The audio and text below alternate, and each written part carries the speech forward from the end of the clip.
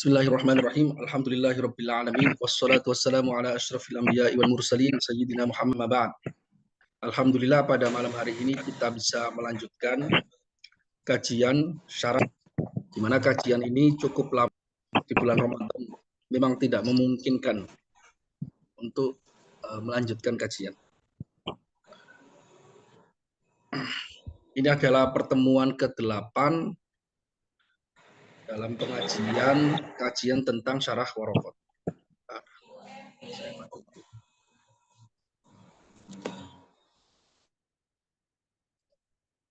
Di mana kajian telah berjalan sebelumnya 7 pertemuan, ini adalah pertemuan ke-8.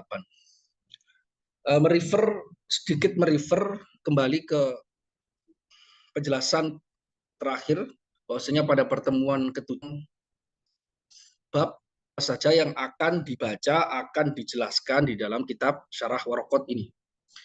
Di sana disebutkan tentang fikih. Penting mengetahui tentang apa saja kita baca itu sangat penting untuk memahami secara global apa yang perlu kita kitab ilmu.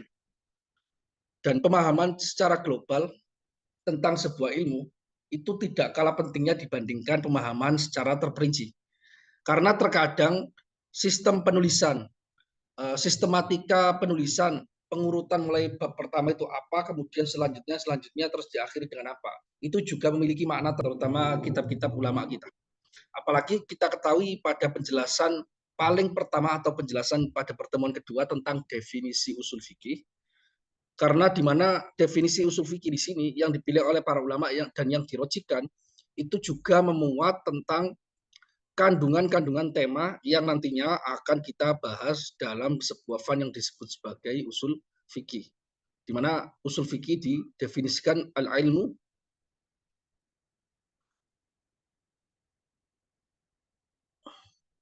bil adillatil fiqhi al-ijmaliyah wa kaifiyatil istifadati minha wa halil mustafid.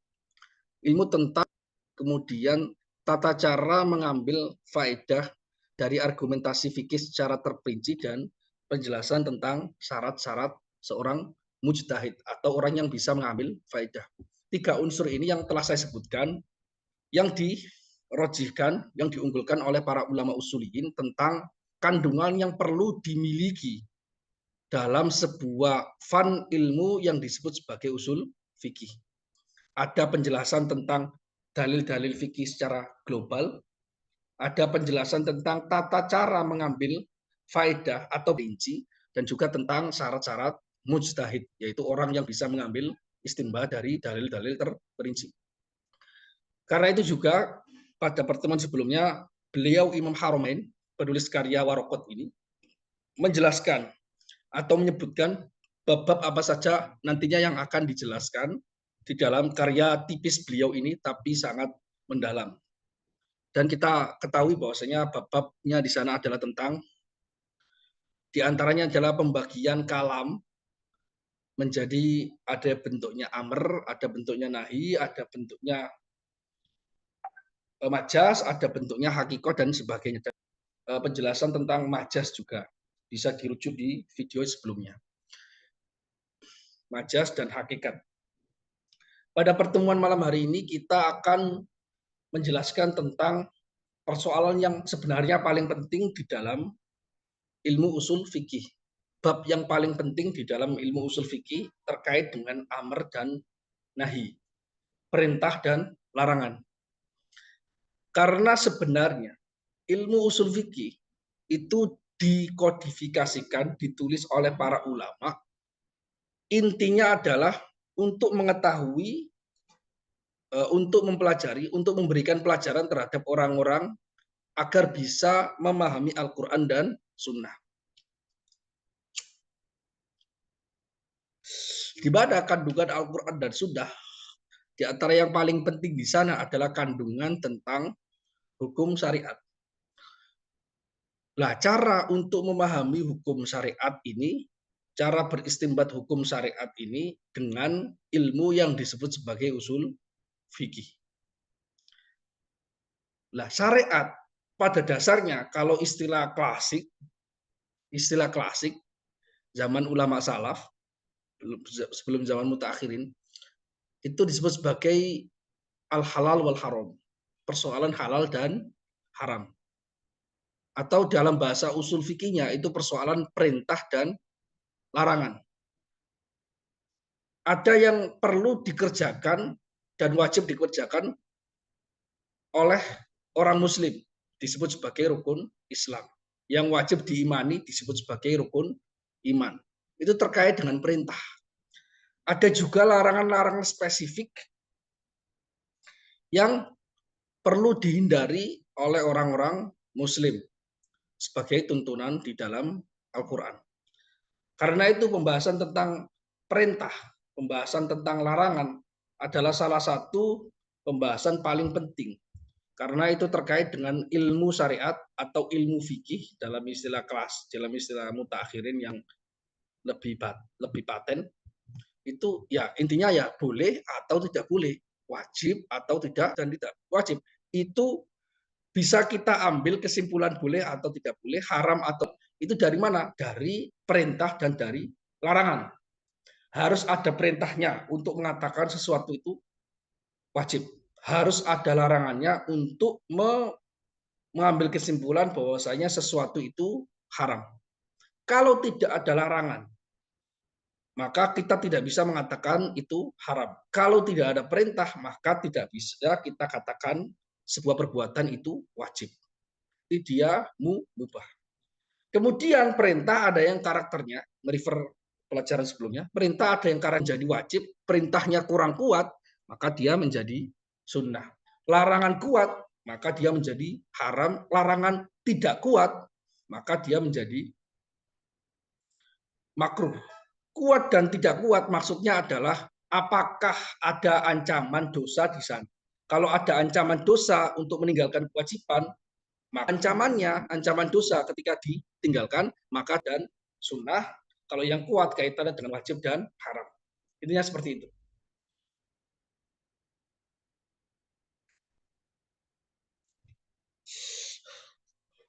Baik, kita baca bismillahirrahmanirrahim. Qala al-muallif al-imam Abul Ma'ali Imamul Haramain rahimallahu taala wal imam Jalaluddin Al-Mahalli rahimallahu taala wa nafa'ana bihima wa bi'ulumihima fid dharain amin. Qol. Jadi kita baca sarahnya Al-Mahalli ya. Bil qauli mimman huwa dunahu ala sabilil wujub.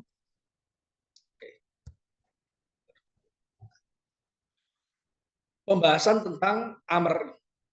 Beliau pertama kali menjelaskan tentang amr ini dengan mendefinisikannya. Kenapa mendefinisikannya? Kalau kita merefer ke ilmu mantik ya. Saya selalu menghubungkannya dengan ilmu mantik karena pelajaran kita memang terkait dengan ilmu itu. Sangat terkait dengan ilmu itu. Dan perlu diketahui, kuliahnya itu jurusan syariah, kemudian khususnya itu usul fikih. Namun justru karena belajar usul fikih, saya perlu untuk mendalami ilmu kalam, ilmu mantik dan sebagainya. Padahal di kuliah nggak ada. Jadi berguru ke guru-guru di luar kampus sehingga memahami. Karena ternyata saya baru tahu ketika di Al-Azhar, memahami usul fikih tanpa memahami mantik dan tanpa memahami ilmu kalam, itu kita tidak benar-benar bisa memahaminya. Itu sesekali istilah yang digunakan di dalam ilmu usul fikih yang menggunakan istilah kalam dan menggunakan uslub-uslub gaya mantik dalam berargumentasi. Makanya jangan disepelekan ilmu-ilmu rasional itu, ilmu akliyat itu jangan disepelekan. Kenapa? Itu sebenarnya isyarat dari seperti yang dikatakan oleh Imam Al-Ghazali. Ilmu syariat itu zahirnya itu nakal. Zahirnya tampak dari luar itu seperti nukilan wahyu. Tapi kalau dimasuki ke dalam, itu di dalamnya itu akal.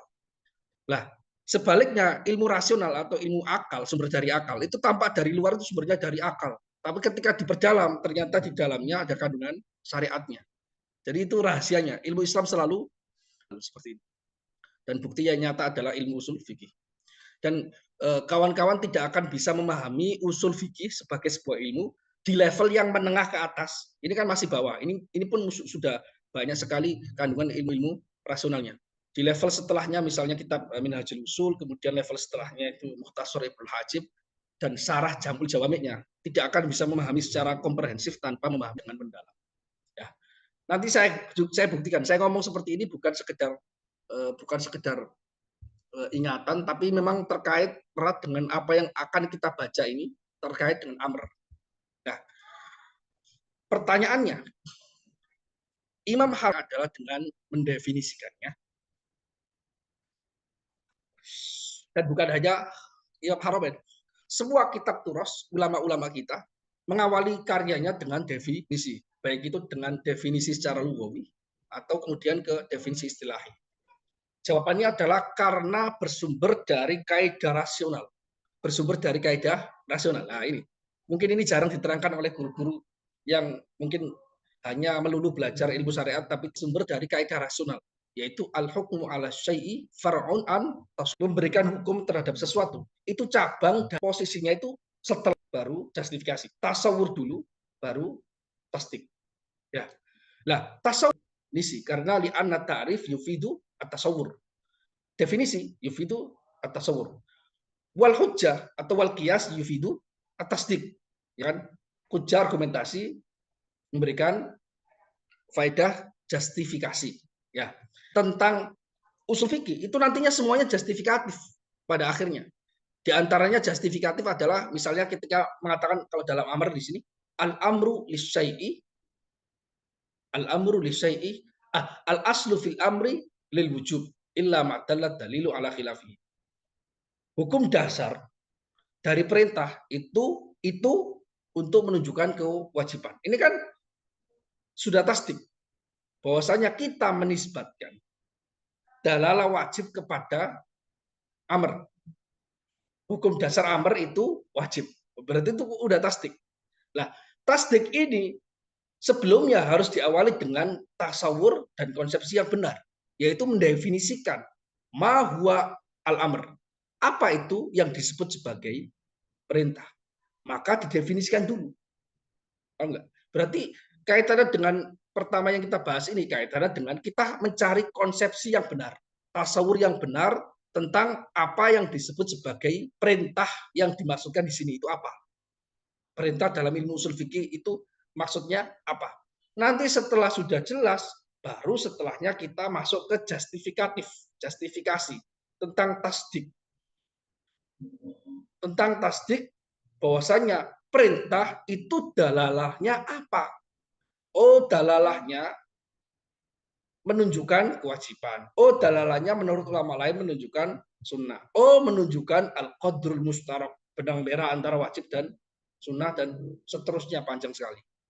Nah, jadi ngawali dengan definisi itu bersumber dari ilmu rasional. Ulama kita mengawali karyanya karena berlandaskan dengan dasar rasional meskipun mereka tidak menyebutkannya karena sudah bisa dipahami dengan jelas bagi orang yang mempelajari ilmu rasional, ilmu logika. Jelas ya? Jadi ini faedah pertama mengapa mengawalinya dengan definisi dan itu akan terjadi pada semua bab seperti itu. Kemudian beliau ini mendefinisikan al-amr. Wal amru istida'ul fi'li bil qawli.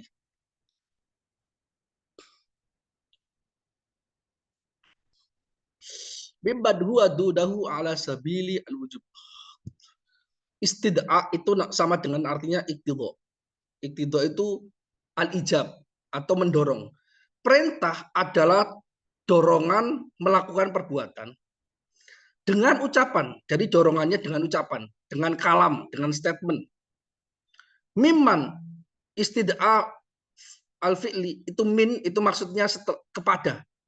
Dorongan perintah dengan ucapan kepada orang yang levelnya di bawah dia, di bawah mutakalim, di bawah seorang yang mendorong tadi, yang menuntut tadi, mendorong atau menuntut ala sabili al-wujub dengan cara wajib, dengan cara yang merupakan wajib, dengan cara yang merupakan tuntutan kokoh. Wujub itu at-tahattum, tuntutan yang kokoh. Perintah adalah tuntutan mengerjakan sesuatu dengan statement lisan, statement kepada orang yang levelnya di bawah dia, di bawah mutakalim, dengan cara wajib. Dengan cara wajib maksudnya dengan secara kokoh, ala sabil wujud secara kokoh. Oke. ada sebuah pertanyaan. Berarti yang dimaksud di sini adalah misalnya saya memerintahkan kepada salah seorang di sini, tolong ambilkan air. Tolong ambilkan air. Jadi dorongan saya untuk dia melakukan perbuatan mengambil air untuk saya, itu yang dimaksud dengan perintah. Yang dimaksud dengan perintah. Berarti kandungan yang terdapat dalam ucapan saya. Ya, dorongan. Nah, pertanyaannya di sini adalah yang mendorong, kan ini kaitannya dengan Al-Quran dan Sunnah. Yang mendorong ini siapa? Allah Subhanahu wa Ta'ala memerintahkan kepada umat untuk melakukan hal-hal yang wajib. Ya. Berarti yang mendorong ini karena kita meyakini di dalam ilmu kalam akidah kita bahwasanya Allah Subhanahu wa Ta'ala munazzah, tersucikan dari amaratil hudus, dari tanda-tanda hadis. Di antara tanda yang hadis adalah Allah punya suara. Di antara tanda hadis adalah Allah punya lisan. Itu tanda hadis. Itu berarti Allah butuh sesuatu yang hadis. Dan itu mustahil. Berarti tuntutan yang dimaksud di sini adalah tuntutan yang bermakna kalam nafsi. Yang bermakna kalam nafsi. Nah, dan ini sebenarnya juga sejak dari awal merupakan kandungan dari definisi ini. Perintah adalah tuntutan perbuatan. Misalnya menuntut berarti Allah. Allah menuntut perbuatan kepada makhluk dengan cara kuat. Tuntutannya sangat kuat. Itu yang disebut sebagai perintah. Lah, masalahnya kalau amr ini didefinisikan, ini pendefinisiannya itu lebih cenderung kepada kalam nafsi, yaitu sebuah makna tuntutan melakukan perbuatan sesuatu kepada mukallaf untuk dilakukan.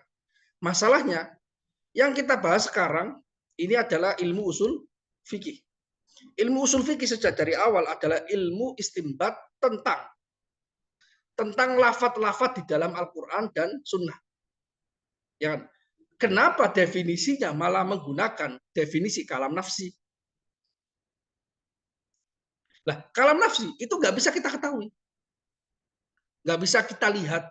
Sekarang nggak bisa kita lihat, nggak bisa kita dengar karena kalamullah laisa bisautin wala harfin, bukan termasuk suara dan huruf.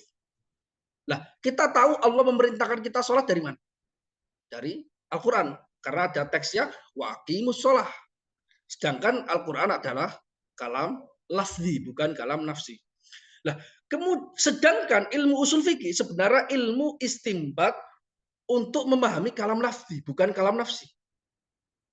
Iya kan? Karena yang dibahas di dalam ilmu usul fikih itu adalah lafaz-lafaz yang ada di dalam Al-Quran dan Sunnah. Bukan pembahasan tentang sifat Allah yang merupakan kalamullah, itu sifat Allah. Makanya ini dikritik. Definisi ini dikritik. Dikritik oleh para ulama. Kenapa kamu mendefinisikan amr ini sebagai definisi tentang salah satu bagian kalam nafsi, yaitu iqtidaul fi'il. Itu kan kalam nafsi. Padahal pembahasan topik dari ilmu usul fikih adalah kalam lafzi. Nah, ini yang menunjukkan salah satu hal yang sangat erat sekali antara usul fikih dan ilmu kalam. Antara ilmu usul fikih dan ilmu kalam. Kalau nanti ke di bab Alkitab ya. Jadi topik yang dibahas usul fikih itu adalah lafaz-lafaz di dalam Al-Quran dan Sunnah agar diistinbati hukum yang qaim bizatillah, yang ada pada zat Allah. Karena itu adalah topik ilmu kalam, ya kan? Karena itu adalah topik ilmu kalam. Karena itu medan garapannya beda. Mengapa definisi amr di sini malah menunjukkan sebuah makna kalam nafsi?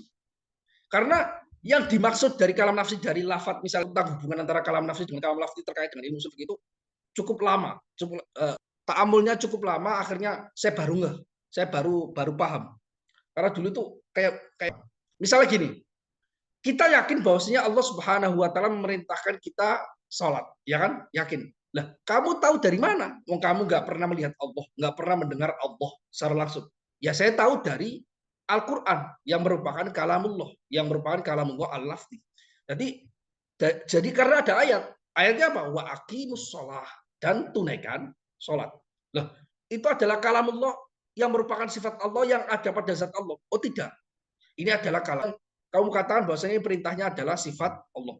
Karena kalam lafzi ini menunjukkan maknanya, menunjukkan kalam nafsi.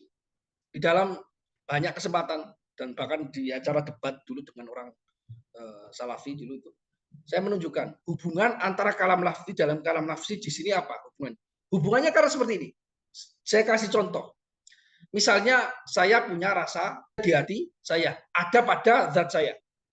Nah, supaya zat cintai tadi, saya menuliskannya dengan tulisan. Saya tuliskan itu, saya suka kamu gitu. Ya. Nah, terus ada orang yang baca, dia tahu bahwa saya suka dia. Oke, pertanyaannya, tulisan ini itu menunjukkan makna yang menunjukkan makna yang terkandung pada hati saya. Cinta saya, apakah rasa cinta saya, apakah ada pada tulisan ini, apakah ada pada zat saya, untuk menunjukkan apa yang ada pada zat saya. Demikian juga Allah Subhanahu wa taala. Allah punya tuntutan yang berupa kalam nafsi, sifat Allah yang qadim kepada makhluk, sedangkan makhluk itu hadis. Tidak mungkin bisa. Ingat, langsung menciptakan. Allah punya kalam nafsi dan Allah juga menciptakan kalam lafzi. Dan kemudian kalam lafzinya ini setelah diciptakan diletakkan atas makhluknya, yaitu Lauhil Mahfuz. Kemudian ditakdirkan oleh Allah diturunkan secara bertahap selama 20. Yang kita baca itu makhluk, memang diciptakan oleh Allah, memang karena berupa huruf, berupa suara, ada orang baca, tidak ada akhiratnya. Jelaskan. Namun yang dimaksud kalam lafzi yang merupakan sifat Allah adalah kandungan madlul yang ditunjukkan dari pengertian yang ada pada Al-Quran itu sendiri. Karena itu ketika kita membaca kalam lafzi, yaitu Al-Quran, yaitu mushaf, maka sebenarnya sebagian oleh makhluk agar tahu Allah itu berkehendak seseorang melakukan itu. Paham ya?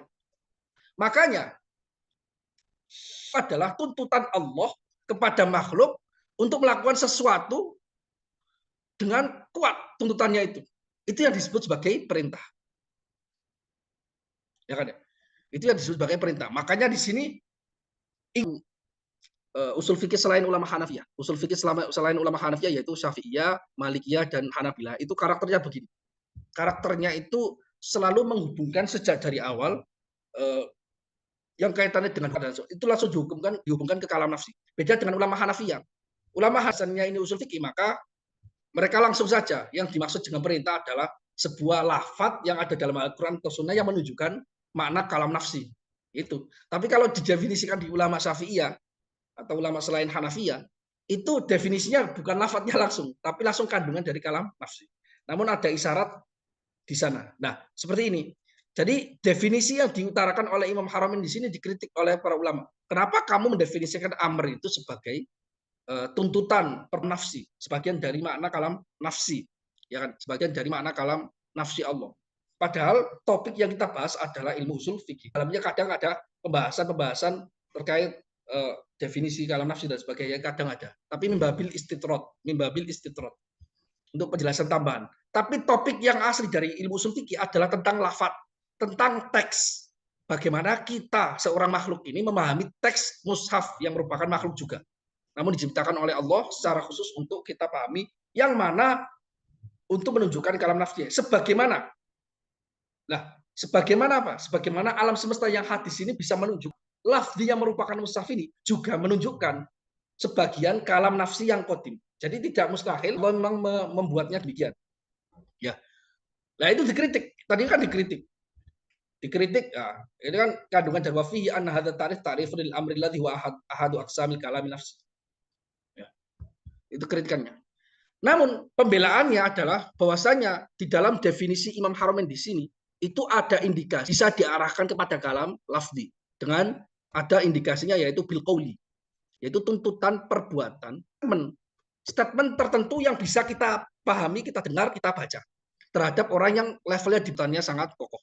Ya, jadi Haramain sehingga definisi perintahnya ini sesuai dengan topik, yaitu definisi amr bimakna kalam statement. Maksudnya bil qaul itu dengan statement yang ada dalam Quran atau sunnah. Oke ya. Jadi maksudnya bil qauli ad-dali alal istidla, dengan perkataan atau statement atau kalam yang menunjukkan tuntutan itu. Seperti wa aqimus shalah. Jadi wa aqimus shalah itu adalah lafaz yang menunjukkan perintah apa? Makna yang terkandung di dalam lafaz ini. Maknanya bahwasanya Allah.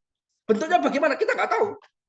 Karena terkait dengan makna. Tapi lafaznya ini adalah topiknya usul fikih. Maknanya itu terkait ilmu kalam. Paham ya? Terus kadang ada orang mengkritik orang-orang yang nggak paham, orang salafi yang nggak paham soal kaidah ulama aswaja. Nah, kalau Al-Quran, yaitu mushaf yang kita baca sehari-hari itu bukan kalamullah bermakna sifat Allah yang qadim. Padahal itu mengingkari maksus ya, karena itu kan cetakan pabrik dan sebagainya kan. Itu pasti hadis ya. Nah, kenapa diwajibkan untuk wudhu? Kenapa diwajibkan untuk wudhu? Nah, dia mengira bahwasanya yang makhluk itu nggak boleh dihormati. Yang perlu dihormati hanya Allah. Karena dia hadis maka nggak perlu dihormati dengan cara wudhu. Ya kan enggak kan? Ya enggak. Ya kita menghormati orang tua kan bukan karena orang tua itu Tuhan. Ya karena sama-sama mensyariatkan dengan cara berwudu. La yamassuhu illal mutahharun. Itu aja. Jadi nggak ada masalah. Oke. Wa aqimus shalah kalam nafs. Apa yang ditunjukkan oleh statement wa aqimus shalah itu adalah sebagian tahun untuk sholat itu dari kalam lafzinya dan sudah akhirnya terpenuhi tugas dan fungsi dari kalam lafzi yaitu yadullu ala ba'di kalamillah, yadullu ala madluli ba'di kalamillahi an-nafsi, menunjukkan sebagian kandungan dari kalam nafsi. Oke, nggak perlu diperdalam lagi. Itu intinya di situ. Oke, berarti lagi di sini definisi yang dipilih oleh Imam Haromen di sini adalah beliau mensyaratkan yang disebut sebagai perintah adalah yang perbuatan terhadap sosok terhadap orang mukallaf. Dia berarti Allah memerintahkan kepada makhluk karena makhluk itu di bawah Allah otomatis derajatnya nggak bisa dibandingkan sama sekali, maka itu berarti perintah. Nah, kalau di bawah berarti ada yang di atas dong dan ada yang sejajar. Apakah demikian? Maka dibahas oleh Imam Mahali di sini. Fa in kana al-istida'u minal musawi, ini hamzanya salah ini. Minal musawi, jika tuntutan itu terhadap orang yang selevel sama-sama makhluk. Saya menyuruh kawan saya. Maka di dalam pengertian ini menurut Amr membedakan Amr dan iltimas dan doa atau soal, maka kalau itu disebut sebagai iltimas, tidak disebut sebagai Amr. Wa minal ala, dan tuntutan kepada orang yang di level dia, di level di atas dia, atau sesuatu yang di atas dia, sumia soalan, disebut sebagai soal atau meminta atau doa, sumia soalan atau doaan bisa. Jadi ada amr. Nah ini koidnya, yang dibahas ini koidnya di sini. Ilmu usul fikih yang mutakhirin itu perintah itu tidak disyaratkan, ingat tidak disyaratkan, disebut sebagai perintah itu tidak disyaratkan. Itu tuntutannya kepada orang yang di bawah dia. Karena misalnya kita memerintahkan kepada sosok yang sama sederajat dengan kita itu juga tetap disebut sebagai perintah. Jadi bedanya hanya dari sudut pandang iktibar saja. Ini catatan ke bawah dia ini tidak perlu ini. Kemudian yang perlu dijelaskan lagi alasabili al-wujud. Tadi kan mendorong perbuatan dengan statement, dengan singkat perintah dan sebagainya. Ya, alasabili al-wujud dengan atau secara kokoh. Nah, beliau menjelaskan Imam Mahali wa illam yakun alasabilil wujud, tidak menunjukkan perintah yang kokoh. Bi'an jawaza at-tarka, dengan cara dia memperbolehkan ditinggalkan. Artinya nggak kokoh. Fadhahiruhu, maka zahir dari teks atau definisi Imam Haromen bahwasanya perintah yang tidak ala sabilil wujub atau tidak ala sabilil wujub ini laisa bi amrin, bukan disebut sebagai perintah. Aifilaki pun tetap disebut sebagai perintah majazi. Majaz. Ya, jelas ya. Karena banyak di dalam Al-Qur'an itu bentuknya perintah Karena kita tahu halaltum fastodu. Jika kalian telah tahalul maka kalian berburulah. Para ulama ijma bahwasanya perintah berburulah itu tidak menunjukkan kewajiban. Artinya kalau mau berburu ya silakan, kalau enggak ya enggak. Enggak ada ulama yang mengatakan bahwasanya berburu setelah tahallul itu wajib. Padahal sigotnya di sini enggak termasuk di sini. Itu amr tapi amr secara majazi saja. Sigotnya amr, metafor saja. Menurut ulama yang seperti itu. Oke ya. Ulama yang ikut pendapatnya Imam Haramain. Oke, jelas ya. Saya nggak perlu menjelaskan argumentasinya seluruhnya lah. Panjang sebenarnya. Kalau sebenarnya ilmu usul fikih itu lebih susah dibandingkan ilmu kalam. Kata guru saya dan saya sudah merasakannya. Karena perinciannya itu lebih banyak dan dia nyenggol banyak ilmu. Terkait ilmu kalamnya, kadang kita perlu membahas ilmu mantiknya, kadang kita perlu membahas ilmu nahwunya untuk memahami kaidah amr. Ya, kaidah. Nah, intinya yang perlu diketahui di sini gini. Imam Haramain mensyaratkan yang disebut sebagai perintah itu adalah kaidnya adalah pertama kepada orang yang di atasnya, kepada orang yang di bawah dia. Itu kaid pertama. Kemudian ala sabili al-wujub dengan wujub iltimas atau disebut sebagai doa atau soal atau permintaan. Ya. Namun ini tidak disepakati oleh ulama yang lain. Ada yang ulama yang lain mengatakan ya mutlak, pokoknya itu perintah seperti itu. Adapun nanti menunjukkan kewajiban atau tidak itu argumentasi yang lain. Argumentasi butuh level usul fikih itu tidak menyebabkan khilaf di dalam level fikihnya dan prakteknya. Ulama yang sepakat dengan Imam Haramain bahwasanya perintah itu hasilnya Abdul Husain, kemudian Imam Rozi dan sebagainya, Imam Ibnul Hajib dan sebagainya. Ya, tapi mereka tidak berbeda pendapat bahwasanya masalah ini itu wajib, masalah itu tidak wajib. Enggak, itu berbeda di atau khilafiyah di level usul fikih belum tentu menunjukkan perbedaan di level fikih. Tidak selalu. Kadang khilafnya itu tidak berbeda. Itu kaidah pertama. Kaidah kedua, ada kalanya yang rojih di level usul fikih itu tidak menunjukkan bahwasanya furu fikih yang dibangun dari kaidah yang rojikan usul fikih ini itu merupakan furu yang rojih. Bisa jadi marjuh. Jadi di level usul fikihnya rojih, pendapat kuat, namun ketika di prakteknya atau furu pendapat yang marjuh dalam sebagian mazhab. Tidak ada hal yang implikatif di sini, tidak ada. Prakteknya banyak sekali. Jadi at-tarjihu fi usul fikih la yaqtadi at-tarjiha fil furu' al-mabni alaihi, al-mutafarri' alaihi, al-mutafarri' anhu. Jadi mentarjih sebagian kaidah usul fikih itu tidak menyebabkan, tidak mengharuskan bahwasanya furu' yang dibangun dari kaidah usul fikih ini itu merupakan furu' yang rojih dalam mazhab tersebut. Malah pendapat yang lemah. Kenapa kok pendapat lemah? Karena di dalam fikih itu ada, sedangkan pendapat yang tidak selaras dengan kaidah usul fikih ini menjadi pendapat yang kuat. Ya, itu nanti kawan-kawan bisa pelajari di dalam mata kuliah. Kalau di saya itu ada mata kuliah namanya Takhrijul Furu' 'alal Usul. Ada kitabnya At-Tamhid fi Takhrijul Furu' 'alal Usul karya Imam Al-Isnawi. Oke. Berarti poin pertama tadi itu mensyaratkan al-isti'la. Kemudian istilah atau al-ulu ada khilafiyah di situ banyak sekali. Wujud, ala sabilil wujud. Jika berarti tidak ala sabilil wujud berarti dia amr yang majazi. Amr yang majazi menurut Imam Haramain. Oke.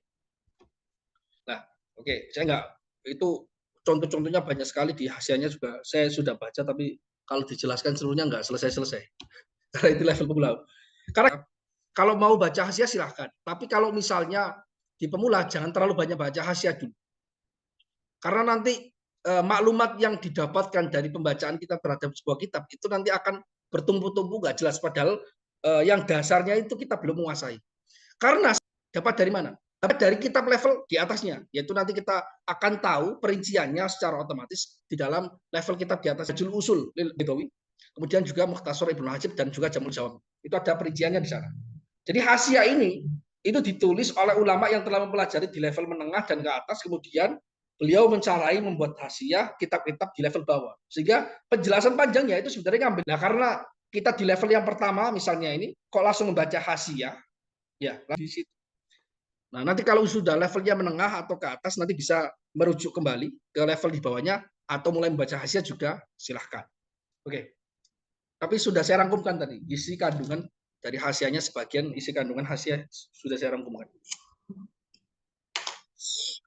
Pajak sekali. Kemudian wasighatuhu if'al. Tadi mendefinisikan perintah. Kemudian setelah itu langsung adalah sighotnya. Sighot atau bentuk yang menunjukkan, bentuk lafaz-lafaz yang menunjukkan amr itu apa. Sighot itu artinya bentuk. Jadi bentuk amr di dalam teks Al-Quran dan Sunnah, ya, teks Al-Quran dan Sunnah itu bentuknya apa? Yaitu kalau dalam ilmu shorof itu adalah fi'il amr, fi'il amr, fi'lu amrin, fi'lul amr. Itu menunjukkan bahwasanya ini juga salah satu indikasi bahwasanya yang dimaksud oleh Imam Haromen dengan kata-kata bil qauli tadi, istida'ul fi'li, istida'ul fi'l bil qauli. Itu maksudnya bil qauli ay bisigho. Bisigho tu al fi'li, bisighoti if'al. Dengan sighot if'al. Maksudnya. Artinya apa? Imam Haromen sedang mendefinisikan amr dari sisi kalam lafzi, bukan kalam nafsi sebenarnya.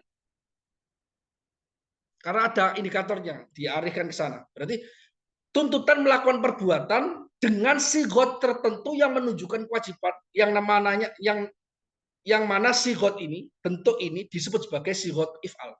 Sigot if'al. Atau if'al, if'ali, if'alu, if'alu, semuanya. Kalau dalam ilmu shorof itu banyak. If'al, if'ala, if'alu, if'ali, if'ala, if'alata, if'alna, if'alta, if'altuma, if'altum, if'altun. Itu kan semuanya banyak.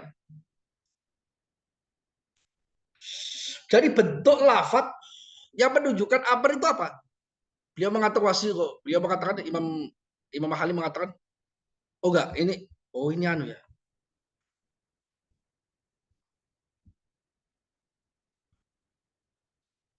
Imam Haromen. Wasiqatu ad-dali alaihi, ini teksnya jelek banget ini. Teks PDF-nya jelek banget. Banyak perbedaan antara matan dan syarahnya. Ini kan syarahnya, bukan hasil, ini syarahnya. Wasiqah ad-dalatu alaihi, dan sigot atau bentuk lafaz yang menunjukkan perintah alaihi al-amr. Itu if'al. Misalnya if'al. Sebenarnya bukan hanya if'al, tapi if'al, if'ala, if'alu, if'ali, if'alata, if'alna, if'alta, if'altuma, if'altum. Sampai seluruhnya di dalam ilmu shorof. Kita perlu pelajari di dalam ilmu shorof. Jadi itu adalah bentuk-bentuk yang menunjukkan perintah di dalam bahasa Arab. Nahwu idrib wa akrim wasrob. Contohnya pukullah, muliakanlah, dan minumlah. Itu menunjukkan perintah. Wahiyya indal itlaqi wa tajarrudi anil qarinah. Sigot yang menunjukkan perintah itu ketika mutlak dan lepas dari adanya indikator apapun. Indikator apa? As-sorifa an talabil fi'li. Lepas dari indikator yang memalingkan, sorifa itu memalingkan dari tuntutan perbuatan. Tuhmalu alaihi. Sigot itu ketika mutlak dan tidak atau kosong dari indikator yang memalingkan dari makna aslinya, yaitu makna tuntutan untuk melakukan perbuatan. Itu tuhmalu alaihi, dia dibawa atau dibawa kepada makna amr, alal wujub. Tuhmalu alaihi ay alal wujub, dibawa kepada makna kewajiban. Jadi ketika ada lafaz perintah di dalam Al-Quran atau Sunnah, sedangkan tidak ada indikator apapun yang memalingkan maknanya kepada makna selain wajib, maka dia harus dibawa kepada makna wajib. Dibawa kepada makna wajib. Namun jika ada indikator yang menunjukkan kepada makna selain wajib, maka dibawa kepada apa yang ditunjukkan oleh indikator ini. Nah, ini teks dari Imam Haromen seperti itu. Di dalam kitab-kitab yang lain, redaksi yang lebih familiar kepada kita adalah al-aslu fil amri lil wujub illa ma dalla dalilu ala khilaf. Dasar dari perintah, hukum dasar dari perintah itu menunjukkan kewajiban. Kecuali ada dalil lain yang menunjukkan, kalau di dalam redaksinya Imam Haromen di sini, wahiyya indal itlaqi wa tajarrudi anil qarinah. Contohnya nahwu aqimus shalah. Contohnya aqimus shalah. Perintah melakukan sholat di dalam Al-Quran dengan redaksi tegakkan sholat. Tidak ada indikator apapun yang menunjukkan bahwa sholat itu maknanya bukan kewajiban. Tidak ada indikator. Baik itu qarinah, itu ada kalanya qarinah masih berada pada rangkaian teks itu, ada kalanya munfasilah, ada kalanya terlepas. Artinya indikatornya tidak terletak pada rangkaian ayat ini, tapi ada jauh di ayat yang lain atau di dalam hadis atau dari akal. Ya. Kemudian korina itu ada kalanya lafdiyah. Lafdiyah itu secara indikator itu ada kalanya lafdiyah, tertulis teksnya, baik itu muttasil atau munfasil. Ada kalanya haliyah, ada kalanya konteks sekali. Nah, lafadz aqimus shalah itu tidak bisa tidak kecuali dimaknai perintah melakukan sholat secara. Kenapa demikian? Karena tidak ada korinah, tidak ada indikator yang memalingkan makna perintah ini untuk menunjukkan kewajiban. Oke. Illa ma dallat dalilu ala anna al-murada minhu an-nadbu wal awil ibahatu. Itu tadi hukum dasarnya. Wahya indal itlaqi wat tajarrudi an qarinati tuhmalu alal wujub. Kecuali illa ma dallat dalil, kecuali lafaz yang dari lafaz amr tadi, lafaz perintah tadi, lafaz amr atau sighah if'al tadi, itu yang dimaksud itu adalah sunnah atau mubah.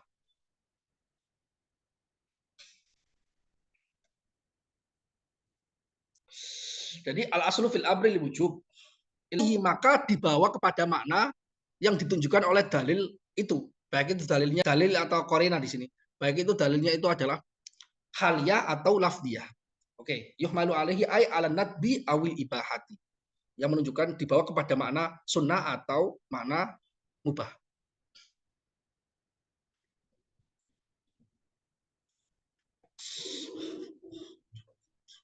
Nah, ini penegasan bahwasanya ini menunjukkan bahwasanya Imam Ahmad bahwasanya al aslu fil amri lil wujub.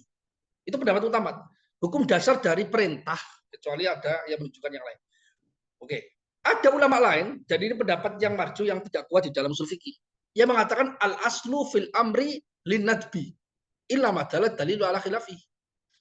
Hukum dasar dari sigot perintah, bentuk perintah di dalam Al-Quran dan Sunnah itu menunjukkan sunnah saja. Kecuali ada argumentasi yang lain yang menunjukkan makna yang lain sehingga dibawa kepada makna itu. Oke, berarti ulama berbeda pendapat soal ini. Berarti semua ulama yang berpendapat tentang kaidah dasar yang ditunjukkan oleh bahwasanya aqimus shalah. Walaupun ulama itu mengatakan al aslu fil amr, saya katakan khilafiyah di dalam level usul fikih tidak berarti menunjukkan ada khilafiyah di dalam level fikihnya. Kenapa? Karena ulama yang mengatakan bahwasanya al aslu fil amri linadbi itu mengatakan bahwasanya aqimus shalah itu ada dalil yang menunjukkan perintah ini menunjukkan kewajiban. Dalilnya apa? Ijma dan hadis yang mengancam orang yang meninggalkan sholat. Wailul lil musallin alladzina hum an sholatihim sahun. Celaka atas orang-orang yang melakukan sholat. Yang orang-orang muslim yang lalai terhadap sholat. Berarti kalau ada ancaman berarti menunjukkan perintah mendirikan. Menurut ulama yang mengatakan al aslu fil amri nadbi itu menunjukkan bahwasanya perintah mendirikan sholat ini maknanya wajib. Jelas ya? Jelas. Ada lagi ulama yang memandang bahwasanya enggak linadbi, ada lagi al aslu fil amri lil qadril mustarak baina al wujub wa nadb. Ada mengatakan hukum dasar dari perintah itu menunjukkan benang merah antara wajib atau sunnah di tengah-tengahnya. Karena bisa dibawa kepada wajib, juga bisa dibawa kepada sunnah. Itu khilafiyah para ulama di situ. Banyak sekali. Oke. Sekarang lafaz perintah di dalam Al-Quran atau sunnah yang menunjukkan yang dimana contoh sunnah itu adalah fakatibuhum in alimtum fihim. Jadikan mereka budak mukatab jika kalian mengetahui pada diri mereka kebaikan. Budak mukatab. Jadi ini khitabnya itu kepada orang yang memiliki budak biasa. Jadikan dia mukatab. Budak mukatab itu apa sih? Budak yang diberikan hak oleh tuannya untuk memerdekakan dirinya dengan cara membayar. Karena udah nggak ada budak. Misalnya saya punya budak dan budaknya itu jadi budak. Terus ada perintah di dalam perintahnya ini sunnah. Kamu kalau bisa memberikan uang kepada saya. Nah, terus dari mana dia bisa mendapatkan uang 1 miliar ini? Ya, kamu bekerja, nanti uangnya tiap hari dicicil sampai memenuhi jumlah ini, maka kamu kalau sudah memenuhi jumlah ini, maka kamu secara otomatis saya merdekakan. Saya merdekakan. Nah, ini namanya budak. Nah, para ulama mengatakan perintah untuk menjadikan mukatab budak-budak ini, perintahnya bukan wajib, perintahnya itu sunnah. Artinya apa? Orang punya pilihan, seseorang punya pilihan, yang punya budak punya pilihan, dia itu melakukannya atau tidak. dia menjadikan budaknya menjadi mukatab atau tidak mukatab itu pilihan. Itu sunnah saja. Kalau dilakukan dia mendapatkan pahala, kalau tidak dilakukan dia tidak mendapatkan dosa. Wa misalul ibahati, dan contoh sunnah, contoh diperbolehkan. Makna yang ada menunjukkan sigat amr yang menunjukkan mubah saja. Contohnya wa idza halaltum fastadu. Jika kamu telah tahallul maka berburulah. Karena sebelumnya berburu itu haram. Kemudian setelah tahallul kamu berburulah. Para ulama mengatakan berburu di sini ini bukan wajib perintahnya, tapi mubah saja. Tapi mubah. Dalilnya apa? Kenapa ini dimaknai sunnah? Kenapa itu dimaknai mubah? Oh, waqad ajma'u ala adami wujubil kitabati wal istiyad. Argumennya karena mereka para ulama telah berijma tidak wajibnya menjadikan budak menjadi mukatab, dan juga berijma tidak wajibnya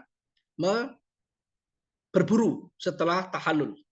Nah, ijma ini merupakan dalil atau indikator atau argumentasi yang memalingkan makna asli dari perintah ini yang awalnya menunjukkan kewajiban. Karena ada dalil, maka dia tidak menjadi wajib, namun menjadi sunnah atau menjadi yang lain. Oke, pokoknya nggak wajib. Itu satu permasalahan. Oke, selesai. Satu permasalahan bahasa al aslu fil amri wujub illa ma dalil ala khilaf. Oke. Kemudian ada permasalahan yang lain. Nah, ini nggak dijadikan topik atau bab yang berbeda di dalam kitab ini, karena ini hanya diberikan gambaran kecil saja. Kalau di dalam kitab yang di level menengahnya itu dijadikan bab tersendiri. Berarti dalalatu al-amri al-asliyah, tentang perintah yang asli itu menunjukkan apa. Ini jadikan argumentasinya panjang. Kemudian terus dalalah amr ini apakah menunjukkan harus diulang atau tidak. Nah, itu ada bab lainnya. Kita masuk ke bab lain. Sigat amr. Tentang perintah ini. Wala yaqtadi at-takrara ala sahihi. Menurut pendapat yang sahih, berarti muqabilnya itu atau lawan dari pendapat ini tidak sahih, artinya lemah. Agak lemah. Bahwasanya sigat perintah ketika sesuatu diperintahkan itu layak tadi at-takrar ala sahih, tidak mengharuskan, tidak menyebabkan, tidak mewajibkan harus diulangi menurut pendapat yang sahih. Kalau kamu diperintahkan, ambilkan air minum, bukan berarti itu perintah kamu mengambilkan air minum terus-menerus. Cukup sekali. Tapi ya itu ya, maksudnya adalah ketika mutlak, tidak ada korena apapun. Ketika tidak ada korena apapun, berarti menunjukkan kewajiban. Ketika tidak ada korena apapun, ketika tidak ada indikator apapun yang menunjukkan anak yang lain, maka tidak berulang. Cukup sekali. Kecuali kalau perintahnya sejak dari awal itu ngomongnya berkali-kali. Misalnya seperti perintah sholat. Wa aqimis sholata liduluki syamsi ila ghasaqil laili wa qur'an al-fajr. Dan tunaikan sholat, tegakkan sholat liduluki syams, karena matahari itu tergelincir. Ya kan? Berarti setiap kita hari melihat matahari tergelincir maka kita sholat. Karena sudah ada korenahnya, sudah ada catatannya, sudah ada perintah yang mendetailnya. Kalau perintahnya itu mutlak, tidak ada indikator waktunya kapan dan sebagainya, ya itu cukup sekali, tidak perlu diulangi lagi. Mengapa demikian? Mengapa perintah yang dia kosong dari indikator-indikator yang lain itu tidak mengharuskan diulang-ulangi? Alasannya li'anna ma qusida bihi min tahsilil ma'muri bihi, karena apa yang dimaksudkan bihi dengan perintah tadi, dengan sifat perintah tadi, berupa min tahsilil ma'mur, berupa mengerjakan apa yang diperintahkan, ya tahakkuk, telah terjadi, telah terrealisasi bil marratil wahidah, dengan satu kali. Kan perintahnya mengerjakan apa yang diperintahkan. Isinya kandungannya mengerjakan sesuatu. Ya. Nah, itu pengerjaan terhadap sesuatu ini sudah terjadi walaupun dengan sekali. Berarti sudah menunaikan kewajiban. Itu argumentasinya. Wal aslu bara'atu zimmati mimma zada alaihi. Sedangkan hukum yang rojih atau hukum atau kaedahnya itu kosongnya tanggungan, lepasnya tanggungan dari beban tambahan. Dari beban tambahan. Maksudnya gini, jadi itu ada kaidah bara'atu dzimma mimma zada alaihi wal aslu bara'atu dzimma. Wal aslu bara'atu dzimma. Kaidah dasarnya, kaidah utamanya itu lepasnya tanggungan. Karena ketika ada perintah, terus kita melakukan perintah itu, maka kita sudah dianggap sudah melakukan perintah itu dengan pengerjaan sekali. Nah terus kalau ada ngomong, lah iya itu sudah mengerjakan sekali, tapi kan bisa jadi ada kemungkinan, maksudnya nggak sekali, bisa jadi 2 kali, 3 kali atau berkali-kali. Nah, dugaan bisa jadi ini ditolak dengan atau dijawab dengan teksnya Imam Mahali. Wal aslu bara'atu dzimmah. Kaidah dasarnya lepasnya tanggungan dari perintah tambahan. Nah, karena kaidah dasarnya adalah lepasnya tanggungan dari sesuatu yang lebih dari perintah tadi, maka kemungkinan-kemungkinan yang muncul dari pembacaan kita tentang bisa jadi 2, bisa jadi 3, bisa jadi berkali-kali itu dikalahkan. Jadi ini dua argumentasi ya. Jadi katanya singkat, tapi argumentasinya itu panjang di sini. Ada 2 argumentasi. Mengapa perintah itu tidak menunjukkan harus diulang-ulangi? Alasannya karena ketika seseorang sudah mengerjakan sekali, berarti dia sudah dianggap mengerjakan perintah. Oke. Sedangkan kemungkinan adanya pengulangan-pengulangan setelahnya itu dikalahkan dengan kaidah al-aslu bara'atu dzimmah. Kaidah dasar yang dimenangkan, ar-rajih yang diunggulkan adalah lepasnya tanggungan dari beban tambahan, dari perintah tambahan atau kandungan tambahan dari perintah. Misalnya gini, kita ya ini kaitannya dengan fikih banyak sekali. Misalnya gini, sholat itu 5 waktu. Karena kenapa? Karena di dalam Al-Quran, di dalam hadis, itu sholat wajib itu 5 waktu. Oke. Loh, tapi bisa jadi kan, ada orang bertanya, bisa jadi kan perintah sholat itu lebih dari itu. Ihtimal akli saja, kemungkinan apa? Iya bisa jadi, nggak mustahil. Karena Allah itu tidak mustahil menjadikan sholat itu 5 waktu, juga tidak mustahil menjadikan sholat menjadi 6, 7, dan sebagainya. Kan nggak mustahil kan? Sama sekali nggak mustahil kan? Iya. Nah, kemungkinan-kemungkinan liar ini dijawab dengan kaidah wal aslu bara'atu dzimmah. Kaidah dasarnya lepas tanggungan dari apa yang lebih dari itu. Selain ada teksnya, kalau sudah ada teksnya 5, ya udah 5, nggak ada tambahan. Meskipun ada mungkin juga secara akal, secara rasional bisa jadi ada nantinya, tapi berhubung tidak ada argumentasi yang menunjukkan ke sana, maka tidak wajib. Illa idza dallat dalilu ala qasdi takror fayu'malu bihi. Nah, kaidah bahwasanya perintah itu tidak menunjukkan harus diulang-ulangi itu berlaku ketika illa idza dallat dalil, kecuali itu berlaku ketika keadaan mutlak. Namun kecuali jika ada dalil yang menunjukkan untuk diulang-ulangi ala qasdi takror fayu'malu bihi, maka dia harus diamalkan untuk berulang-ulang. Misalnya apa? Perintah yang menunjukkan ada dalil itu harus diulang-ulangi. Misalnya apa? Misalnya kal amri bisalawatil khamsi. Misalnya perintah untuk mengerjakan sholat 5 waktu. Itu ada dalil yang menunjukkan dia harus diulang-ulangi setiap kali karena wa aqimis sholat ali dulu kisams. Setiap tergelincir matahari maka harus sholat. Maka harus sholat dan sebagainya. Wal amri bisaumi Ramadan. Contohnya yang lain adalah perintah mengerjakan puasa Ramadan. Artinya setiap datang Ramadan kita wajib berpuasa. Oke. Wa muqabilus sahihi, dan pendapat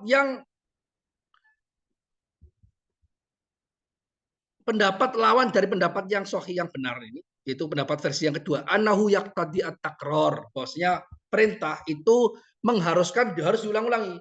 Al aslu fil amri yaqtadi at-takror.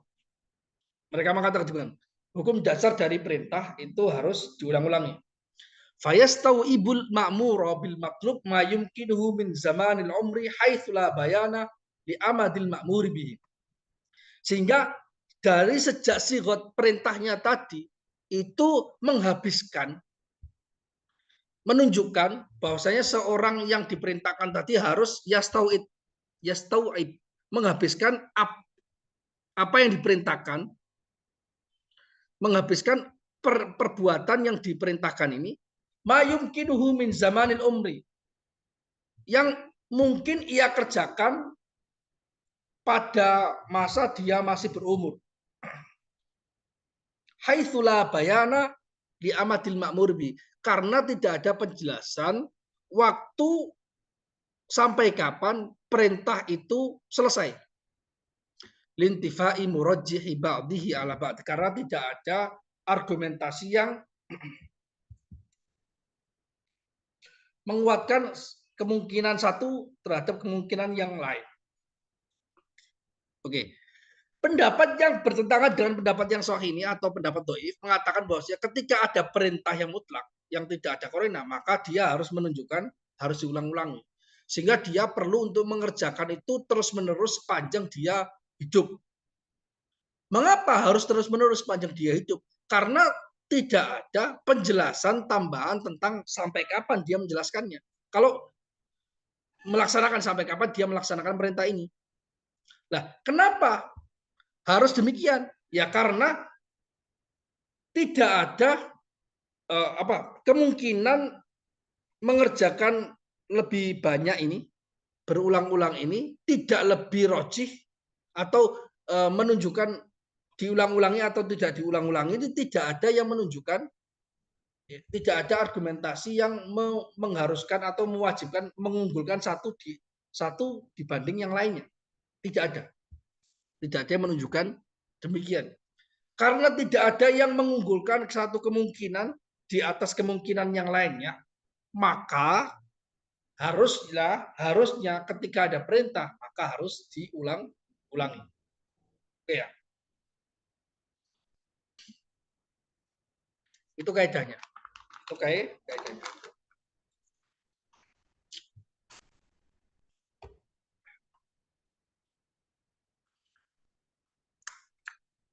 Berarti itu bab yang lain sudah selesai. Kemudian walayak tadi al-fawro, dan juga sigot amr, sigot yang menunjukkan perintah ini, bentuk yang menunjukkan perintah, itu kaidahnya adalah tidak mengharuskan harus dikerjakan segera, tidak mengharuskan kesegeraan, tidak mengharuskan kesegeraan. Jadi selama diperintahkan ya udah, pokoknya dikerjakan. Kapan waktunya, segera atau saat ini atau besok atau apa, bebas. Itu kaidah dasarnya. Li'annal gharadha minhu, karena tujuan dari perintah itu ijadul fi'li, hanya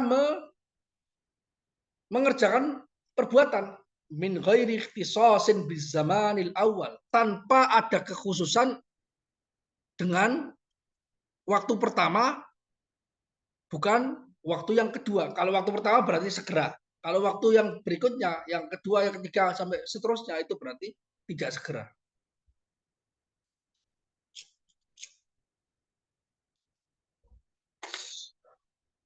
Jadi ini pendapat yang muktamad juga. Ketika ada sigot perintah, tidak ada korena atau indikasi apapun yang menunjukkan dia harus disegerakan atau tidak disegerakan. Disegerakan atau tidak disegerakan, maka dia tidak mengharuskan dia harus disegerakan. Kapanpun pokoknya harus dikerjakan. Tapi apakah di awal, di akhir, di tengah-tengah, atau kapanpun, nggak ada indikator. Kecuali kalau nanti ada dalil yang lain yang menunjukkan ini harus disegerakan, maka harus disegerakan. Alasannya karena yang dimaksud dari bentuk perintah tadi itu hanya mengerjakan perintah. Apa yang diperintahkan cukup. Nggak ada tambahan indikasi di dalam sigot perintah ini yang menunjukkan harus di awal atau di akhir, di tengah, atau selanjutnya. Tidak ada. Wakilah dan pendapat yang lain, pendapat yang tidak rojih, mengatakan yaktadhi al-fawro. Yaktadhi al-fawro. Bahwasanya sigot perintah amr itu menunjukkan harus disegerakan. Dari sigotnya langsung menunjukkan ini harus disegerakan. Wa ala dzalika yuhmalu qawlu man yaqulu innahu yaqtadhi at-tikrar.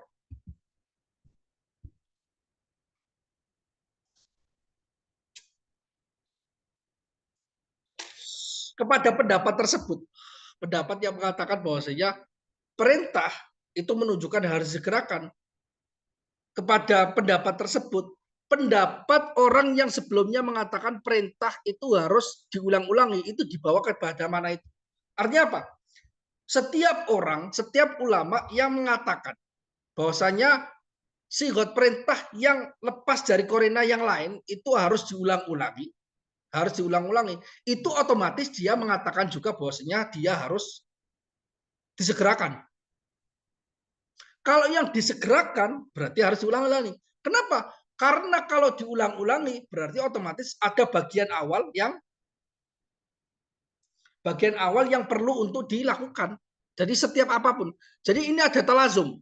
Semua ulama yang mengatakan bahwasanya sigot perintah itu menunjukkan diulang-ulangi, pasti dia mengatakan bahwasanya itu harus disegerakan.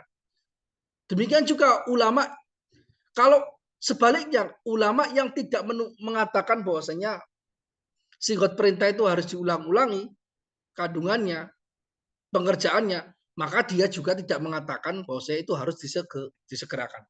Karena kalau tidak demikian maka mustahil. Mustahilnya kenapa? Mustahilnya kenapa? Karena kalau yang namanya disegerakan berarti harus dimulai dari waktu pertama setelah mendapatkan perintah itu. Ya, nah. Waktu kebalik. Kalau yang namanya diulang-ulangi berarti pasti dia harus disegerakan. Kenapa? Karena kalau menunjukkan bahwasanya sigot perintah ini menunjukkan harus diulang-ulangi, berarti setiap waktu kapanpun yang memungkinkan untuk melaksanakan perintah itu, maka harus diisi dengan melaksanakan perintah. Otomatis di antara waktu yang perlu diisi adalah waktu yang pertama. Waktu yang pertama. Berarti otomatis dia alal faul. Jadi kullu man yakulu innahu yaqtadi at-takror yakulu bi annahu yaqtadi al-faur. Setiap ulama yang mengatakan bahwasanya sigot perintah itu menunjukkan harus diulang-ulangi, itu pasti otomatis dia juga mengatakan bahwasanya perintah itu harus disegerakan. Jelas ya? Nanti akan bisa dipahami oleh kawan-kawan ketika sering, ini panjang sekali argumentasinya sebenarnya. Oh, ini nggak perlu sih sebenarnya. Sebentar, sampai mana ini? Sudah mulai capek. Oh, ini nggak perlu, berarti kita potong aja sampai. Oke, sebentar.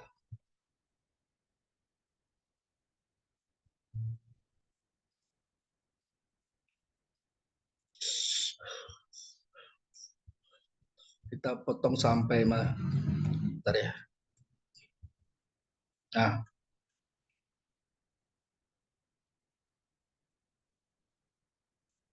sampai itu saja gampang. Itu ini penjelasannya gampang. Mungkin sampai ini saja, barangkali ada kawan-kawan yang bertanya, karena memang pembahasan usul fikih itu sebenarnya pembahasannya berat, karena banyak sekali cabangnya. Dia itu nyenggol kanan, nyenggol ilmu ini, nyenggol ilmu yang lain, nyenggol usul fikih, nyenggol ilmu kalam, nyenggol ilmu mantik, nyenggol ilmu nahwu dan sebagainya. Sampai itu saja mungkin. Mungkin ada pertanyaan nggak? Kawan-kawan yang mau bertanya silahkan.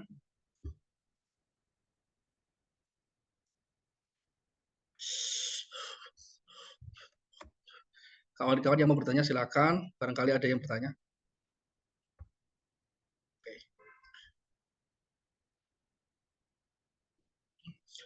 Saya pikir sudah sampai sini dulu. Mungkin ketika nggak ada pertanyaan nggak apa-apa. Nanti bisa diulangi didengarkan rekamannya ya. Terima kasih. Semoga bisa dipahami dan semoga bermanfaat. Wallahul muwaffiq ila aqwamit thoriq. Wassalamualaikum. Belum ya? Ada pertanyaan nggak? Sebenarnya Muhammad bin Abdullah itu belajar ilmu antik. Apa ini? Ya, pertanyaan. Oke. Ya nggak apa-apa sih. Ya bisa jadi.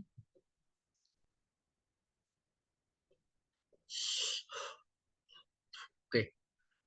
Berarti kenapa gagal paham dalil? Ya, setiap orang kan Beda-beda, ada yang diberikan taufik, ada yang nggak diberikan taufik. Seperti itu, gampang. Oke.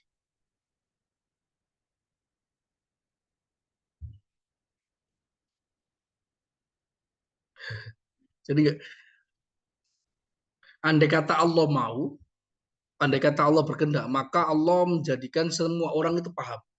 Semua orang lurus, semua orang itu benar pemikirannya, semua orang masuk Islam. Tapi Allah tidak berkehendak demikian.